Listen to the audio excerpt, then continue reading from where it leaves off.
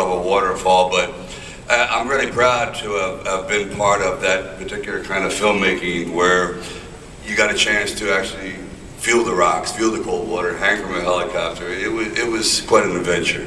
Well, and that very spirit is what leads to Expendables, and now to Expendables 2. In a way, this is a real hearkening to that era, and does that make it special for you?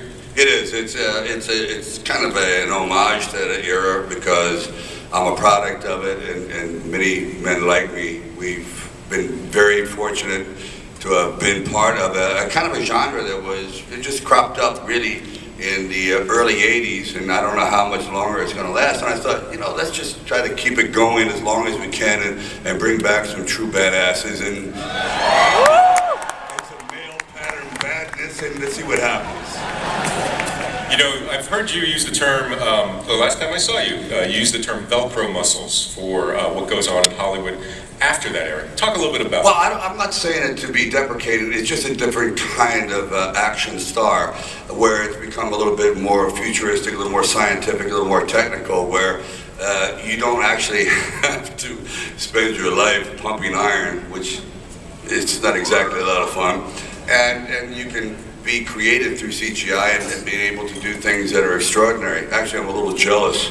So it's a whole different kind of action character, but totally valid, because I think each generation has to create their own heroes, and ours come from the 80s and 90s, and each generation, like I said, will come and redefine what they like through the heroes they choose to adore. Yeah, absolutely. Hey. What?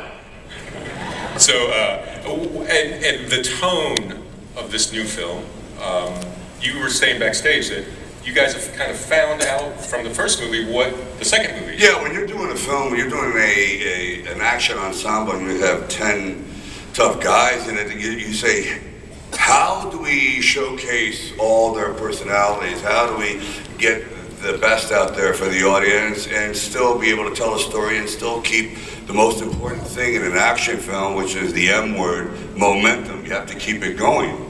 Sometimes you bog down. That's why quite often they say, where's the backstory? Don't have time for the backstory. That'd be a sequel, the backstory. And just keep going and going. It doesn't quite work that way. Even Rocky doesn't have a backstory. Rocky just, boom, popped up on the street. We don't know where he came from or where he's going. So it's just dealing in the moment. So with this particular film, the first one was more of a searching. Is it more dramatic? Is it more hard R? Is it try to do the comedy? Some things work, some things don't. The audience is not quite sure what it is. But on the second one, you find out what works from the first one, and then you try to amplify it. So the tone, everyone's on the same page. It's like you're all playing for the same team, and you all have the same playbook. And that's what finally comes about, and that's what takes time usually in sequels, and that's why the second one, if you have it all together, can actually surpass the first one, and I think we certainly achieved that on this one. Well, for this playbook, you're the player coach. You want to introduce the team? Okay, team. Wow, Terry Crews, here he is playing linebacker in another life, and just, what can I say, the ultimate male in this one here, Terry Crews.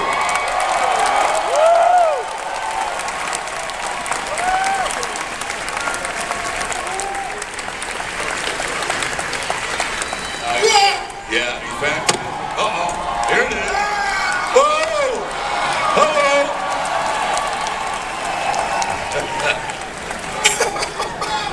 Okay, next man. World famous athlete, fantastic champion, truly a tough guy, also incredibly smart, fantastic. We call him Toll Road because if you get by him, it's going to cost you a big price. It's going to cost you a toll. All right, Randy Couture. Yeah.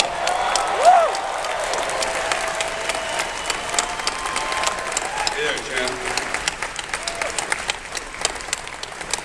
I think he just broke my shoulder. And a guy who did break a few bones in my body, and one of my friends who'd been, my God, it's been since like 1985. When he walked in, I saw the birth of a star, and I said, an incredible man. And actually, in this movie here, we actually tell a little bit of his real story, and we work it into the character. But I want to save that for when the film comes out. It's pretty incredible. My friend, Dolph Lundgren.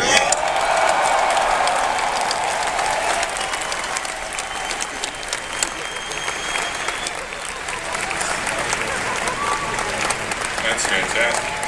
It's a good team, but I think there's a seat empty. Maybe we should, well, we got to, you want to show the... Oh, yeah. Wait, we're going to watch, because in case you don't remember, we're going to watch something.